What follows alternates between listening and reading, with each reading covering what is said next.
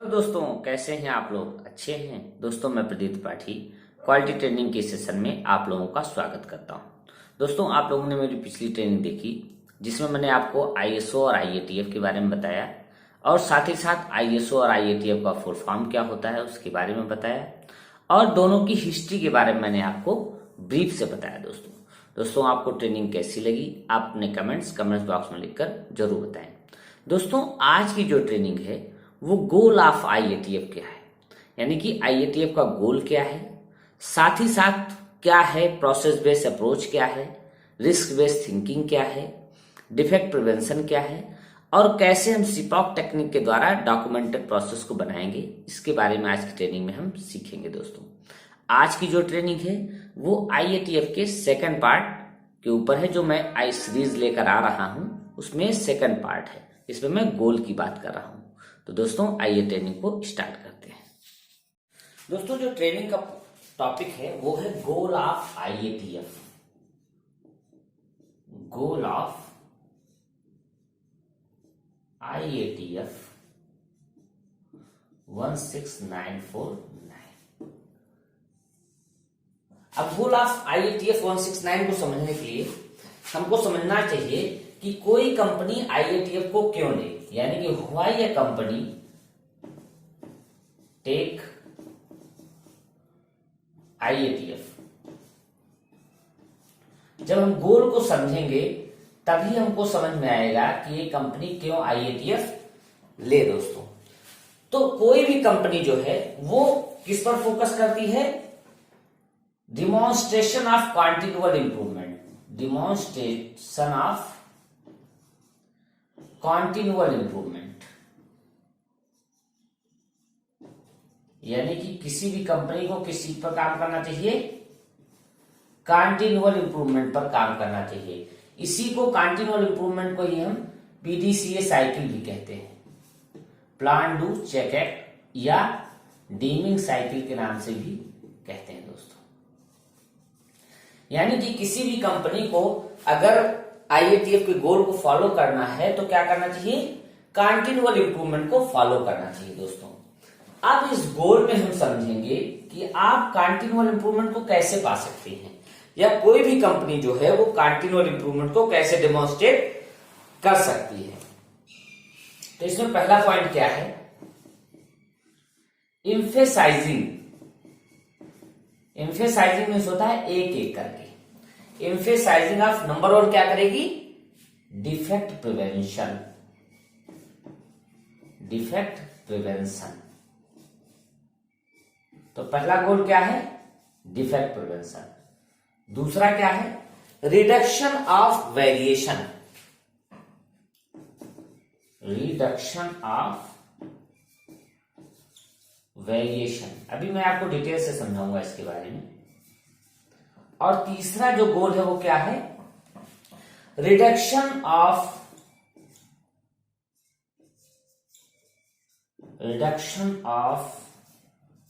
Waste in supply chain. अब इसको हम एक सीरीज से समझते हैं। डिफेक्ट प्रिवेंशन का मतलब क्या है? डिफेक्ट प्रिवेंशन आप कैसे करोगे?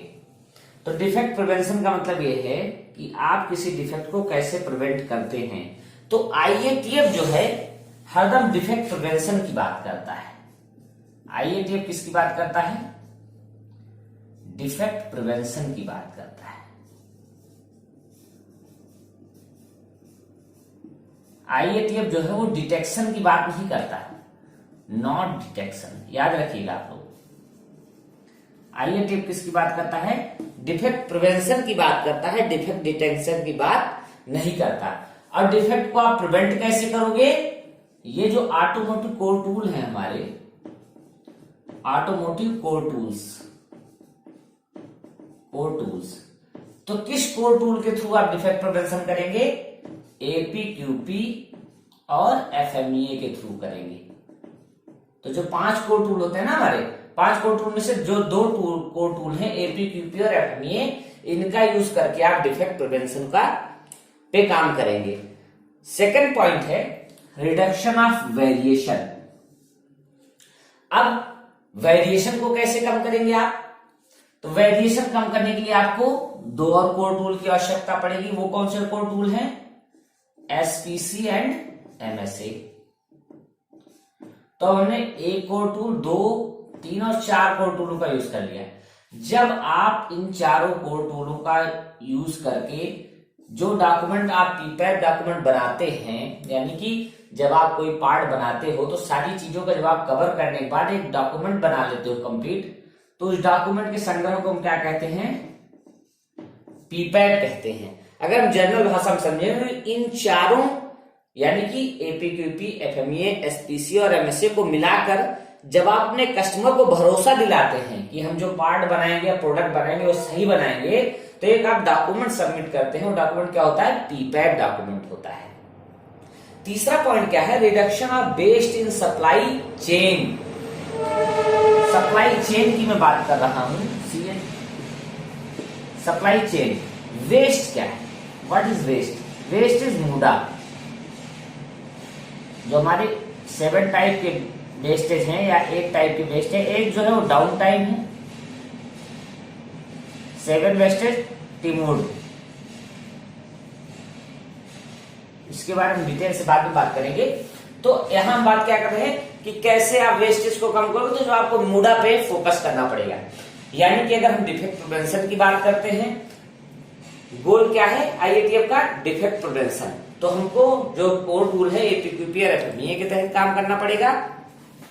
अगर हम रिडक्शन ऑफ वेरिएशन की बात करते हैं तो हमको एसपीसी और एमएसए के थ्रू।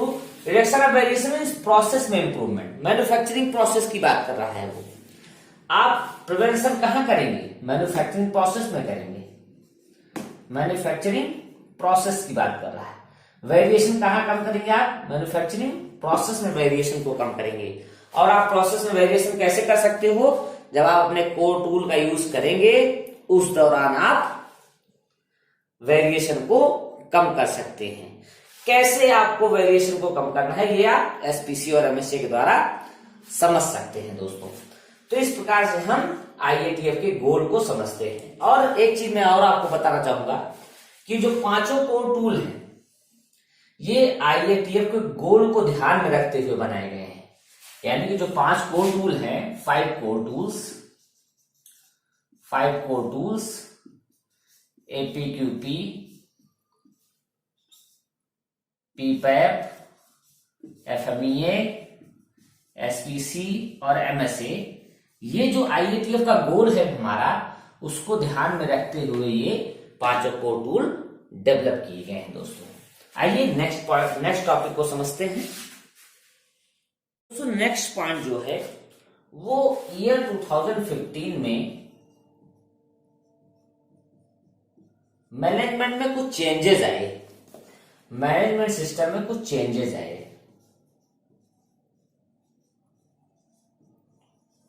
सिस्टम जो है वो चेंज हुआ। अब क्या चेंजेस हुआ उसको हम डिटेल से समझते हैं। तो पहला चेंज क्या था? एचएलएस, हाई लेवल स्ट्रक्चर।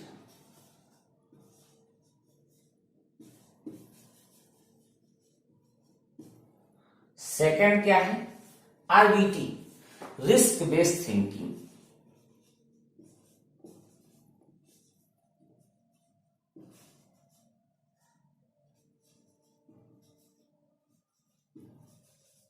और तीसरा क्या है? PBA, process base approach. अब इसको हम समझते हैं डिटेल से। एचएलएस मीन्स क्या है? हाई लेवल स्ट्रक्चर का मतलब क्या है कि जितने भी स्टैंडर्ड अब बनेंगे उनमें सब में 10 क्लॉजेज होंगे। यानी कि क्या एचएलएस में क्या डिसाइड किया गया कि जो भी हमारा स्टैंडर्ड बनेगा उन सब में अब 10 क्लॉजेज होंगे। रिस्क बेस्ड थिंकिंग की अगर बात करते हैं तो रिस्क बेस्ड थिंकिंग का क्या मतलब है कि जो भी हमारे प्रोसेस या डिजाइन होंगे प्रोडक्ट प्रोसेस, उसमें हम प्रिवेंटिव एक्शन की बात करेंगे। यानी कि प्रिवेंटिव एक्शन या प्रिवेंशन की बात करेंगे। मैं आपको बता दूं कि आईएटीएफ में अभी भी प्रिवेंटिव एक्शन का क्लॉज है, जबकि आईएसओ में प्रिवेंटिव एक्शन नहीं है। यानी कि आईएटीएफ जो है वो पीएम की बात करता है, प्रिवेंटिव एक्शन की बात करता है, सॉरी पीएम नहीं, प्रिवेंटिव एक्शन की बात करता है, जबकि हमारा आईएसओ 9000 प्रिवेंटिव मेंटेनेंस की बात नहीं करता है, प्रिवेंटिव एक्शन की बात नहीं करता, वो डिटेक्शन की बात करता है। तो आईएसओ किसकी बात करता है? डिटेक्शन की, और आईएटीएफ प्रिवेंशन की बात करता है। तो रिस्क बेस्ड थिंकिंग जो है वो इसी प्रिवेंशन पे डिपेंड है। तीसरा है प्रोसेस बेस्ड अप्रोच। अब इसको थोड़ा सा डिटेल में समझेंगे। आईएटीएफ में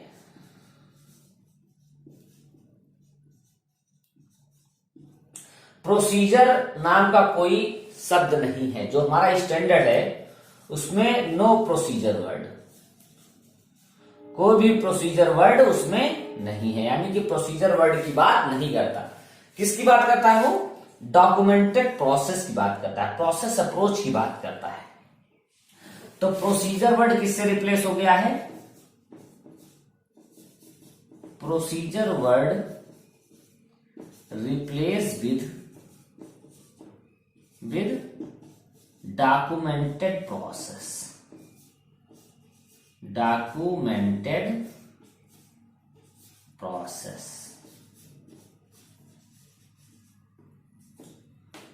तो जो हमारा प्रोसीजर वर्ड है वो किससे रिप्लेस हो गया है?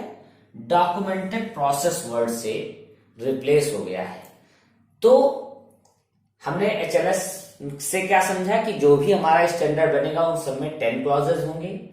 Risk based thinking means preventive action की बात कर रहे हैं, और प्रोसेस बेस्ड अप्रोच की मैं बात जहां करता हूं वहां हम प्रोसीजर वर्ड ना यूज करके प्रोसेस अप्रोच की बात करते हैं। अब आगे मैं आपको बताऊंगा कि कैसे वो पीबीए को डिफाइन करते हैं।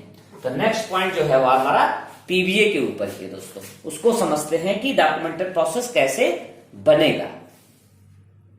नेक्स्ट पॉइंट है दोस्तों process based approach, PBA, process based approach.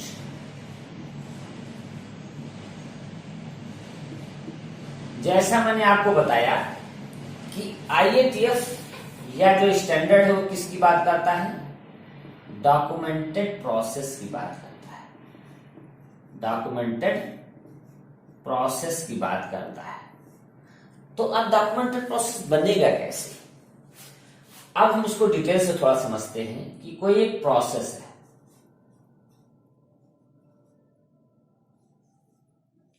ये कोई एक प्रोसेस है। प्रोसेस क्या होता है? सेट ऑफ एक्टिविटी होता है। ओके, अब जब कोई प्रोसेस हो रहा है तो किसी प्रोसेस का एक इनपुट भी होगा,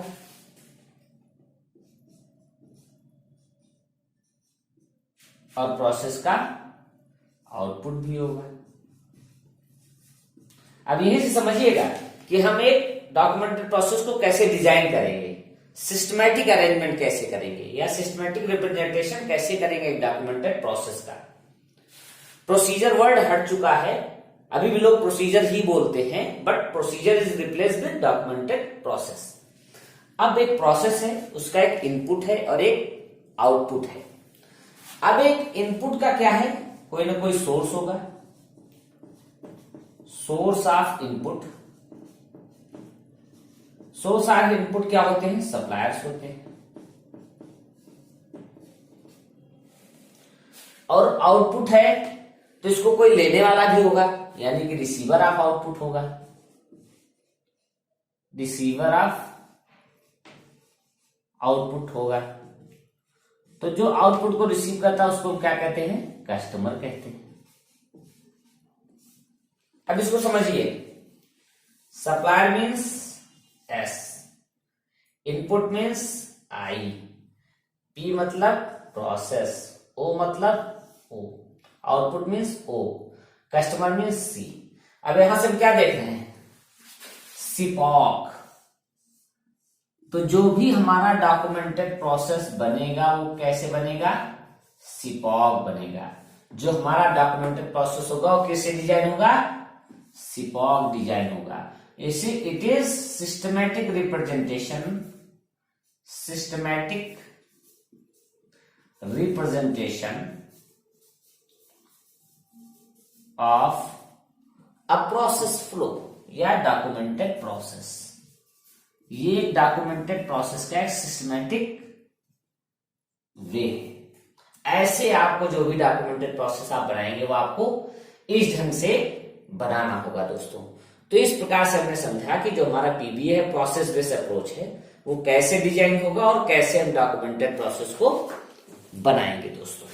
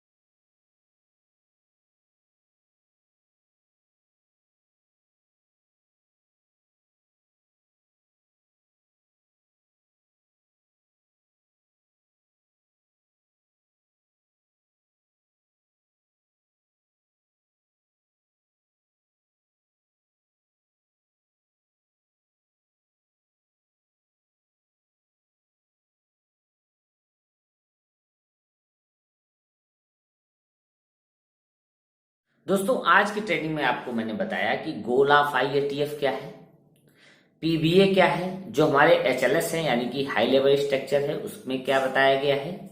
साथ ही साथ मैंने आपको जो हमारे वर्बल टर्म्स यूज हो रहे हैं स्टैंडर्ड में उसके बारे में बात की। दोस्तों आपको ट्रेनिंग कैसी लगी आप अपने कमेंट्स बॉक्स में लिखकर जरूर बताएं। साथ ही साथ मेरा दोस्तों आप लोगों से निवेदन है कि आप अधिक से अधिक मेरा वीडियो अपने दोस्तों को भी फॉरवर्ड करें ताकि हमसे अधिक से अधिक लोग जुड़ सकें। थैंक यू दोस्तों।